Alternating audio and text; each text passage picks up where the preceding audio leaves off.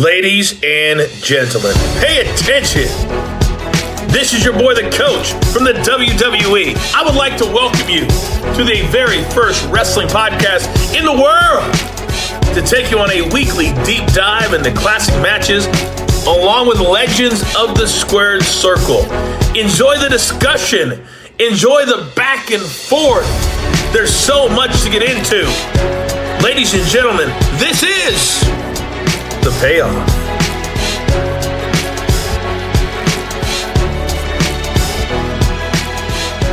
Welcome to an all-new episode of The Payoff. I'm Tom. That's Jeff. Jeff. Hardy.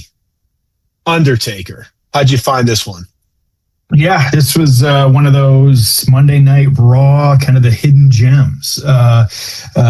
Surprising. You figure, like I said last week, early in Jeff Hardy's career, and so the Undertaker and him having this match, kind of trying to establish himself. We'll talk about that a little bit, but just one of those hidden gems buried in a Monday Night Raw that you kind of, there was a lot of good stuff. This 2002. Kind of period was hit or miss, but there's some of the storylines, but overall, just good stuff. That's really what it boils down to. Yeah, man, I'm looking forward to covering this one. I think this was a really good one, if I'm not mistaken. I believe that it was pretty highly rated. So, yep. Let's get into the build. Oh, it's time for the build. All right, so we're on Monday Night Raw. We're at the Verizon Wireless Center, which of course is in Manchester, New Hampshire, July 1st, 2002. Now this is interesting. We start off with Brock Lesnar defeating Ric Flair. So you talk about, we talked about it last week, sometimes rushing things along a little too much. This is where Lesnar they wanted Lesnar to beat Austin. He beat Hogan and bloodied him. He beat Flair all before SummerSlam 2002 against The Rock. It's like, let's just pump the brakes on this. I would have preferred Brock beat Hogan for the title at SummerSlam. I think that would have been a great passing of the torch. Not The Rock, who we knew was leaving to go do movies. So I just thought they rushed this whole thing. And it's like, what now what? And remember, they kind of ran out of stuff to do with Brock, if you remember. Yeah. By WrestleMania, he was a baby face. He lost a Big Show. He turned baby. Yeah, this all happened so fast.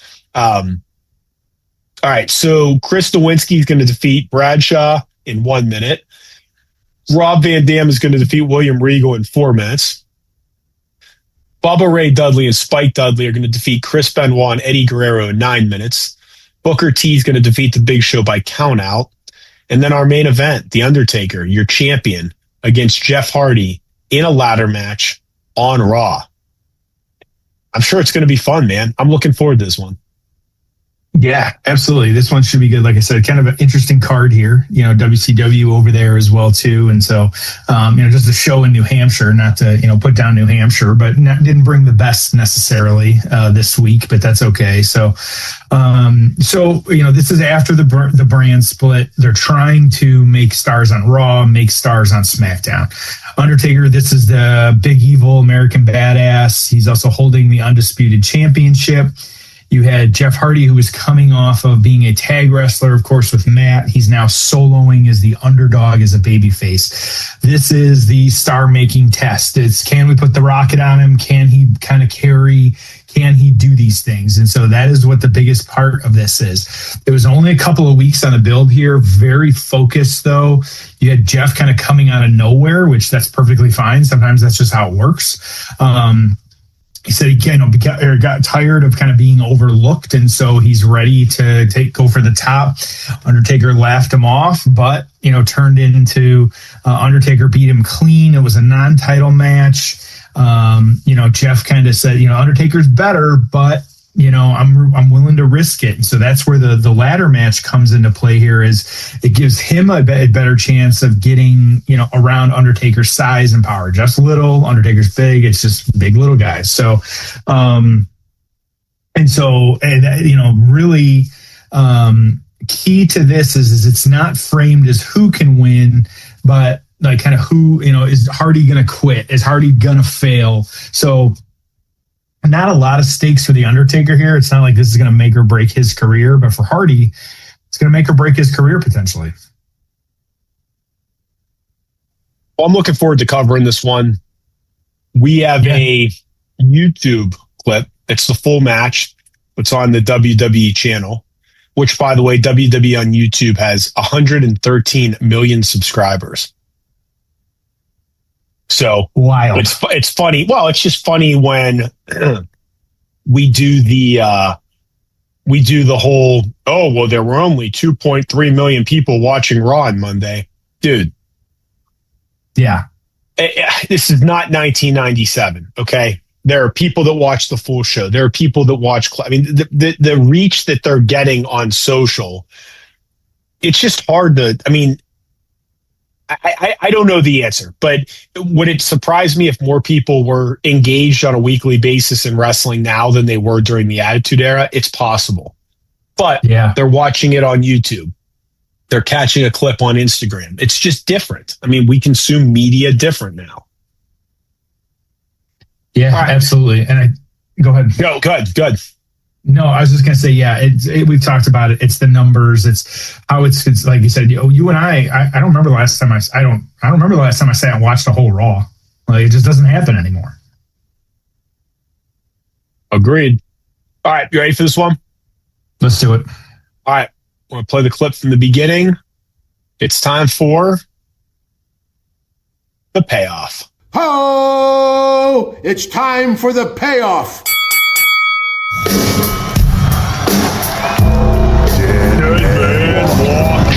career-defining match, and we're going to see it live. It better be the match of his life, JR. It may literally be the match of his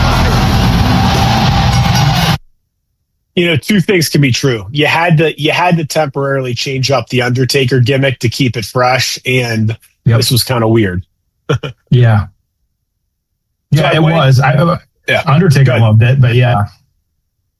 I mean, it was probably a nice break to not have to play a dead man and do that whole thing. So, it was a good break from him. He's your champion. We got this ladder match here, and all right. So he's in the ring, belt hanging from the ceiling. I was curious the timeline on when the Undertaker wasn't the Undertaker, right? So when he was doing some of this other stuff. So 1999, he's doing the Ministry of Darkness stuff. Mm-hmm. That comes to an end. He's off TV for 8 months due to injury. His comeback, which was the Judgment Day American Badass surprise entrance, place went nuts. That was during a Rock Triple H Iron Man match. That was freaking awesome. So he did that for May of 2000 for like over 3 years. All right. Survivor Series 2003, he was buried alive, which ended the American Badass character. And then the following WrestleMania, which was 20, he comes back as the dead man against Kane. Okay. So it was a pretty long run, 3.5 years. All right, Jeff Hardy comes out outside. Catches the crossbody over the top. And the extreme Jeff Hardy. He's a risk taker. He's a flying everywhere. And he knows he cannot be disqualified. Undertaker hit right between the eyes. Chair shot to the head. Man, those are tough to watch knowing what we know now, huh? Yeah, it's really rough. So I put up a list of Jeff Hardy's best singles matches. Okay. So these are not star ratings, although we can certainly look at that, but just a list. This was actually number one. Interesting. Career defining performance, cementing him as a single star. Sure. Okay. Interesting. Yeah. We had a ladder match with Edge at Extreme Rules 2009. Okay. A three-way with Triple H and Edge at Armageddon. So that's when Jeff won his first world title. CM Punk, which was that SummerSlam 2009 match, which was excellent. Yep. Hardy left the company the next day. Jeff Hardy versus Triple H. I don't know. 2008. Weird. A 2001 singles match against Triple H on SmackDown. A steel cage match against Randy Orton at Backlash 2009. Sheamus in a ladder match at Extreme Rules 2010. An AJ Styles match. So, yeah. Yeah. You don't think of him as a single star, but I mean, as much obviously, but right. And him and Matt are still doing it, and most fan fests they got the longest line. Oh yeah, absolutely. Which I mean, that just speaks to who they are and kind of what they have accomplished. Yeah. So we've been outside the ring for the most part on this one. Kind of Undertaker just beating up on Hardy, go heading up the ramp and on the railing. Yeah, Taker's giving him a lot here. Yeah, this is, I think we've learned over the years now, and we didn't know it at this time, but like Taker really working. Obviously he wanted this match. He wanted to get him over. It's kind of like Brock, if he's kind of, wants to get like Oba, he wants to work with him. He wants to be doing this. And so, and Taker's another one of those guys. Like this match wouldn't have happened if Taker didn't want it. Have you seen the prices for SummerSlam tickets? No, other than what you've told me. I know you're keeping an eye, but I have not seen an actual number, I don't believe. Oh, if anyone listening wants to go to a PLE, this would be a good one to go to. It's not even about them pricing the tickets too high. There's just too much inventory. It's Minnesota, not New York. It's 2 nights, not 1 night. It's a stadium, not an arena. There's just a lot of tickets available. And their price is going down. I hope it continues to go down. But it's interesting. I mean, I can't, this is like I thought WrestleMania tickets plummeted, but these tickets are half the cost. Yeah, and we're a week out at this point, and so this is the heavy fluctuation week. We're going to see a whole lot of things moving, a whole lot of things happening this week. Yeah. Have you seen Dark Side of the Ring yet? I watched not even half of the first episode, and then I stopped because I was like, you know what? I want to get all of the TNA episodes out. Yeah.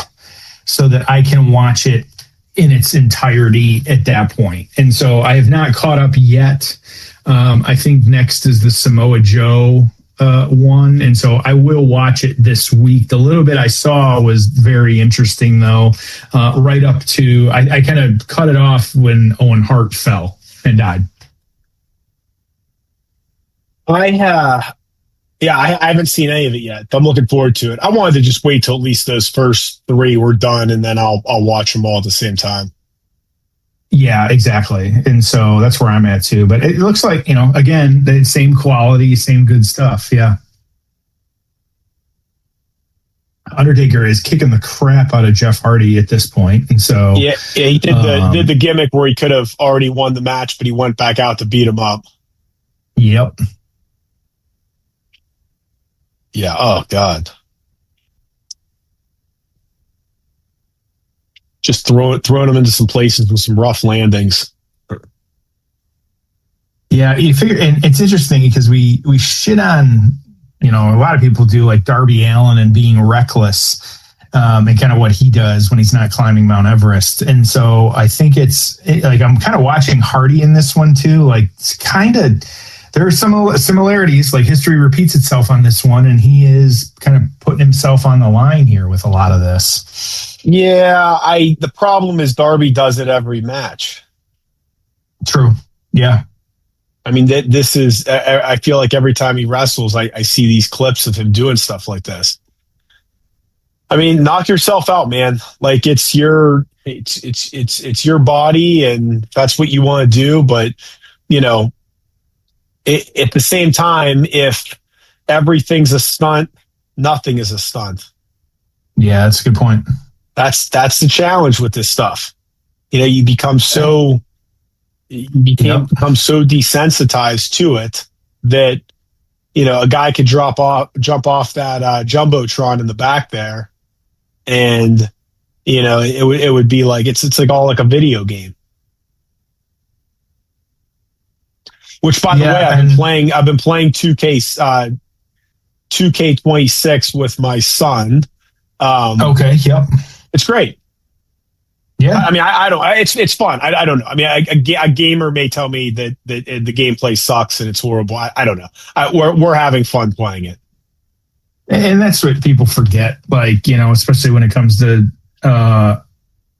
video games and just people.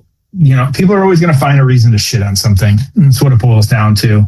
We're just, everybody, there's different medias for everything. You don't like wrestling, that's fine. Go watch reality TV. Go watch Love Island. You don't like Love Island? Go watch something else. Hardy coming back now at this point. We see the posts all the time that, they're reinventing cable, all of a sudden with how many streaming platforms we have. I know I recently just kind of did a review of all those. And even on my stuff, like I've got Disney, Hulu, I've got Netflix, I've got Paramount. I'm not paying for all of them. So spoiler, but also there's no endless form of content that's not available. It's just, and if not, if that's not your thing, go get a hobby. Go build a model car. Go build use your hands to do something. It's just ridiculous.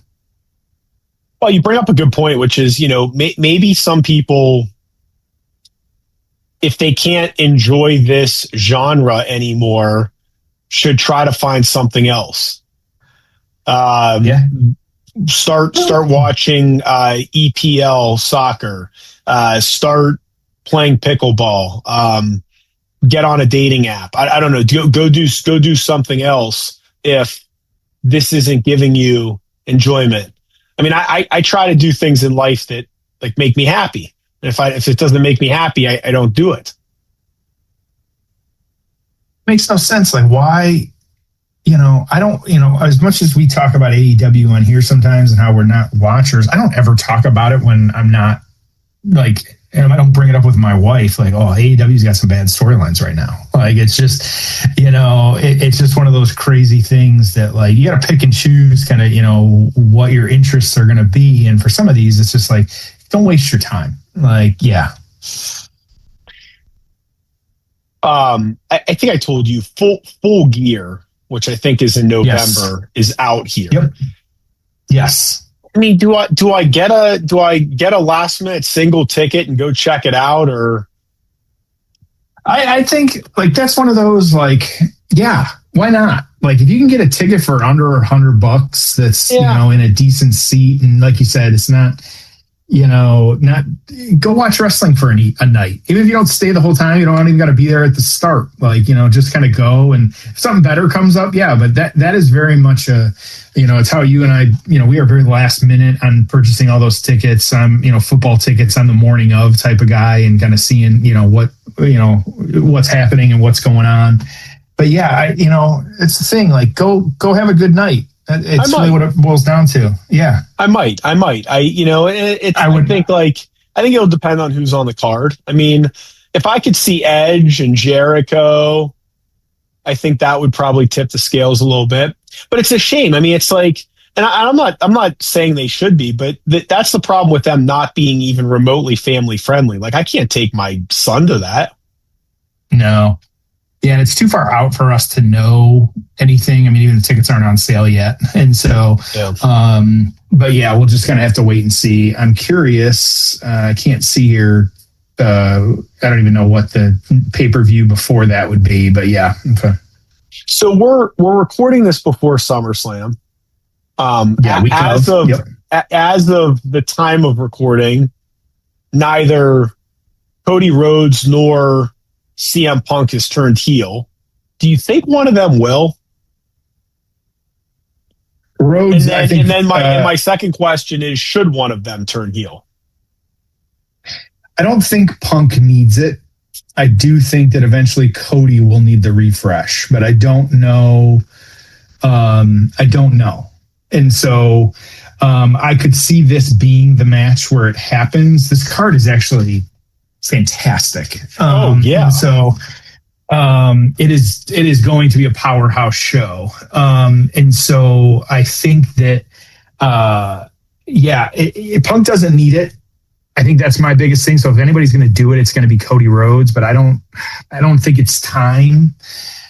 He's not the champ, so if you're going to do it. But I don't know if he goes over, like what happens. The, kind of looking at the calendar here, SummerSlam, and then you don't really. Currently, they don't have other than the Worlds Collide. That's it in September. But then you got Money in the Bank early October, Survivor Series, and then we're into January and Rumble almost. So yeah. Trying to climb it. Get up, Undertaker! Jeff Hardy's a step or two away! He's almost there! He's a step or two away from history! Get him! Jeff Hardy is close! He's touching the goal! What a vital shot to the spine by the Undertaker! Jeff Hardy was touching the toe! He was touching the other. Here's what I'd be curious about is I'd love to know, and maybe, I don't know. I don't even think something like this would make Unreal. And we probably won't hear about it until years from now. But I would love to know internally a couple things. First of all, who's getting the Cena treatment of they just can't be a babyface, right? I'm sorry, they just can't be a heel. So there may be, hey, we're not turning Cody heel under no circumstances, right? Or Punk. Or whatever. Like we just so-and-so moves too much merch. It's not happening. So I'd be curious about that. The other thing I'd be curious about is how do they feel about heels and babyface? Like right now, what's Roman Reigns? Yeah, I don't even know. I don't know. What's Rollins, I guess, is a babyface. Punk, babyface. Cody, babyface. But they're kind of heelish a little bit. I don't know. Like their philosophy may be we like the gray. Like I don't know. But yeah, at least so far from what I've seen, Cody Punk, it's tough when you have two baby faces. Mm-hmm. Yeah. We've seen that. With a choke slam over top of the ladder has won one hell of a fight. One hell of a fight. Here is your winner and still the WWE Undisputed Champion, The Undertaker. All right, what were we going to say? I don't remember. It's fine. No, there you go. Okay. Moving on. Let's get to the aftermath. Ho! It's time for the aftermath. What'd you think? Very, very good. This was better. Kind of Hardy proving that he can get out there and do work. Yep. Very, very good. Very, very good. What were the write-ups? Yeah, so in this one, like I said, not a whole lot because it was just a Raw match. 32 for Jeff Hardy. Undertaker was number 2. They didn't really get any stars or anything like this one, but Hardy is the position better. Even though he lost, he still looked good. Of course, he was released of the following year for a little bit, which kind of cut off any of his momentum. But the Undertaker feuding with Brock Lesnar after this, just kind of how it was. And so this was more of just a one-off than anything. But yeah, that was it. And I'm back in the ring, kind of beating him up a little bit more. But yeah, I thought he was going to come in and raise his hands. He came in and gave him a last ride. I think it happens eventually here. Yeah. Okay. Like he's going to come back a Yeah. second time? I believe so. Yeah. Oh.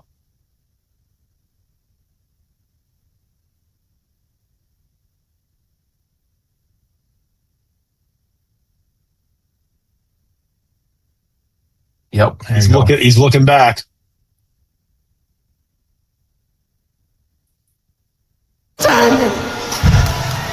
Oh, God. No, you're not. Cut the mic off. From the ropes, I'm standing. Cut the damn mic off. That's enough. This kid, Jeff, don't do it. Right, that's enough, Jeff, Jeff. that's enough.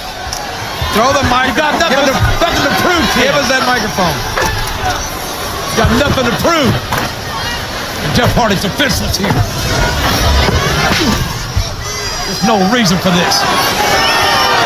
You can't even defend yourself. I sit here thinking the Undertaker's going to do to this kid who gave us his heart and soul. He's helpless. He's helpless. As I said, he's defenseless. And look at this. The Undertaker plays in Jeff Hardy's hand. What the hell is up with that? Okay. That was Okay. perfect. It's fantastic. Yeah. Yeah, that works. You don't need more than that. Certainly this could have main evented a pay-per-view, this match. Oh yeah, absolutely. Like he could have put it anywhere and it would have worked. Yeah. Very good. Very, very good. Cool. Good. So what do you think of our score on this one? Like I said, we don't really have much, but yeah. I was getting ready to go in. So I would put this at a man. Charlotte, Alexa. Jeez, sorry, my computer. Man, Jeff, I'm giving it a 7.5, but like I'm really close to an 8. Like, really good match, and you kind of just made a single star. I mean, keep in mind this is one of your more popular wrestlers ever. I mean, if you just look at like popularity of people love that person, they sell merch. I mean, Jeff Hardy is probably in your top 20 ever. Yeah. Okay. Here, let me say it a different way. You can have your personal preference, but if you look at career versus career, popularity versus popularity, major moments versus major moments, is Jeff Hardy in the same league as Bret Hart? No. See, I say yes. I say yes. And again, it's all subjective, but I would say in my mind, Jeff Hardy is in that conversation if you look at everything they've done in their career. Okay. Yeah. Yeah, I think like I said, I'm going to give it a 6.5. Okay, I liked it more than you. Yeah, you liked it more than me. I think you bring up that. I think that makes it an interesting argument. Like you just said, I would not put him in that same category as Bret. I feel like they're, not a JV necessarily, but it is a Division 1.5 versus a Division 1 player. Like, and not to say that longevity. Yes, I'll give him that. He's still out there, but I think you raised that interesting point, though. Yeah. All right. Got a good one next week. Yeah, we got another good one next week. We've got Triple Threat, Triple H, Kurt Angle, and The Rock. We are starting a little late on the SummerSlam stuff, but we are getting into the SummerSlam stuff. And so we've got, I think, about 4 weeks of SummerSlam planned here. 1, 2, 3, 4, 5 weeks of SummerSlam planned. So all August is going to be SummerSlam for us. We got some good stuff. We got another Jeff Hardy match taking on RVD. That was SummerSlam 2001. We got another Undertaker classic. We've got another Edge and the Undertaker, Hell in a Cell. One I'm sure you'll enjoy, Triple H and your boy Shawn Michaels, the Street Fight from SummerSlam 2002. And because I can't believe we've never covered that. I know, yeah. And so we've covered everything around it, and we haven't covered that one. And I had to throw a stinker in there for us because why not? We have Undertaker taking on the fake Undertaker in 1994. Well, that's okay. That's okay. We got 4 bangers and 1 shitty one, so it's okay.